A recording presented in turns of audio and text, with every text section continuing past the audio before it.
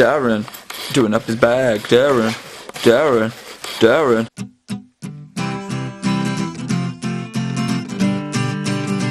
Doing up his bag. Darren, doing. Doing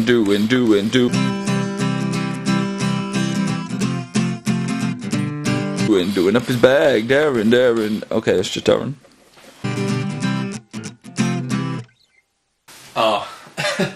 To get back in recording the studio again, it's just fantastic. So I know since we last did Hair to the Throne, and but it's just brought it all back. It's getting right back in the atmosphere again, and it's just in a new setting. We never recorded in Rob's place before. Well, Rob's new place before, and it was it's great. It's just like old times. It's fantastic. Well, we're still sticking with the acoustic vibe, but we're I think we're bringing back a little bit more of the sort of the spontaneity of the old acoustic stuff, like we had with the Mauve album and Marmalade Hose. We haven't written as much. We've accumulated so many ideas over the course of since our last recording, probably about 2 years. For about 2 years, we've had well over about 100 ideas to get. We haven't used all of them, but essentially the sound is, some of it's a bit different. There's a couple of songs on there which are quite different, but a lot of it still keeps in with the same sound. It's what we're about, and we like to keep that going. I wouldn't say an awful lot has changed. Essentially, we're older, but we're the same people. So the essence of the band hasn't changed at all. Essentially, it's still us two. I'm still doing my instrumentation and backing vocalist, and Rob's still doing his absolutely crazy, at times maniacal ideas. It's just fantastic. But I wouldn't say an awful lot has changed, because we are the same. We haven't really changed. I mean, even though it's been this amount of time, we're still as close as ever. It's brilliant. If you look at where we are now and how it all started, it was merely, well, we didn't even start off with guitar. We started off with me doing programming and keyboards. It was just crazy, and we literally just sort of ideas at the drop of a hat, and we just sang about it. There wasn't any sort of structure. Whereas now we actually plan on recording, we actually make dates to record, whereas before it was literally just at the drop of a hat, just to say, I'm free, let's record.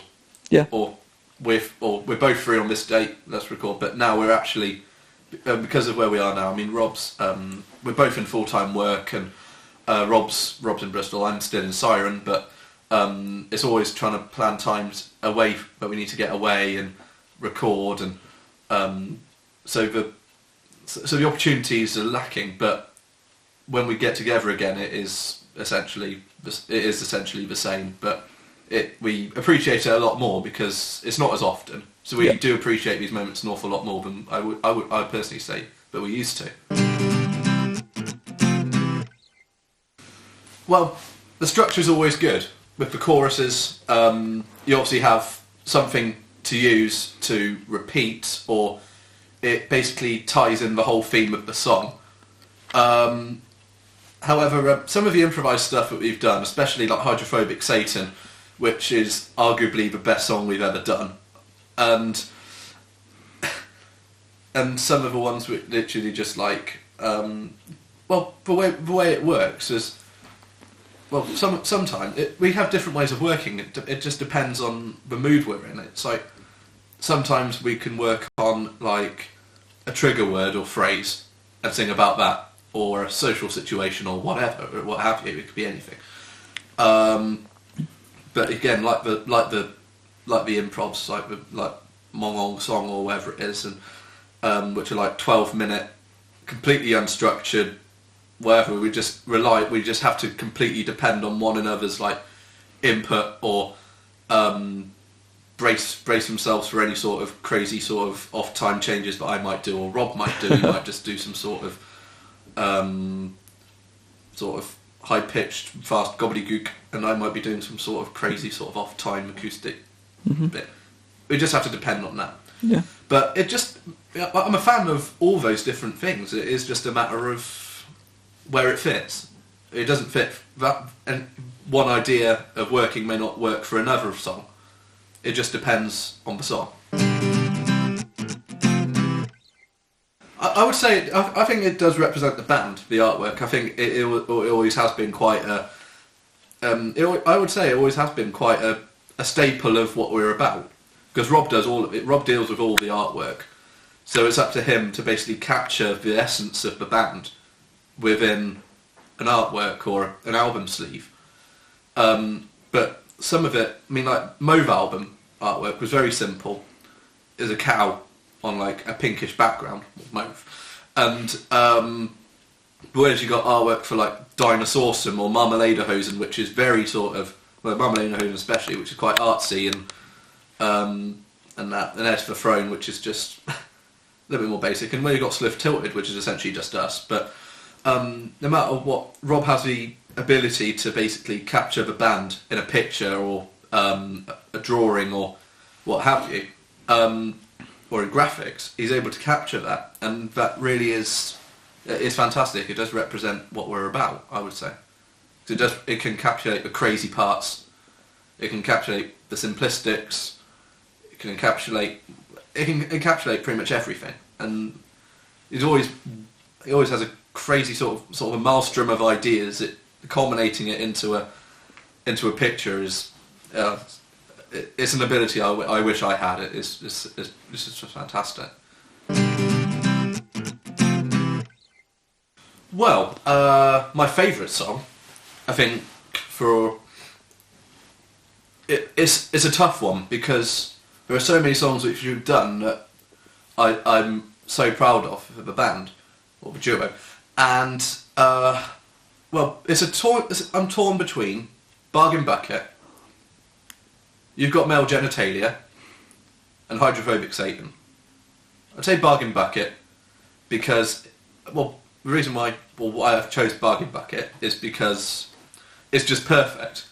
I mean, you can mention things like, I put something in your drink, now you're my wife, and you are my bride, we got married in a cab, and I called up my best friend who was made a vicar on the web.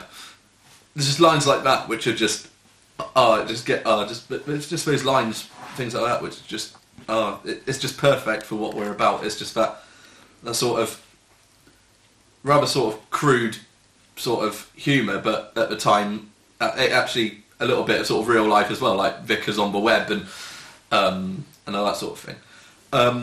You've Got Male James Taylor is probably, well, it was an idea I had in the making for a while, but I'd never had a chance to use it.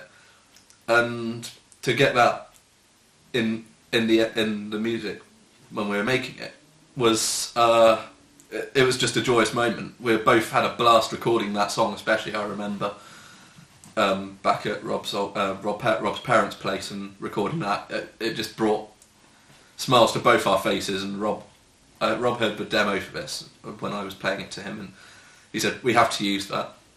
We had to use that. So we basically did that, and I think to this day it still remains as probably one of my top 3 Genetic Misprints songs. And Hydrophobic Satan, well, it speaks for itself. It's just, it is arguably probably the most crazy we've ever got to. It was a whole day recording, and this was the last song we recorded for the album, and it was essentially, what can I say? It was just the way it all ties together about Lucy and Anyway and all the other bits.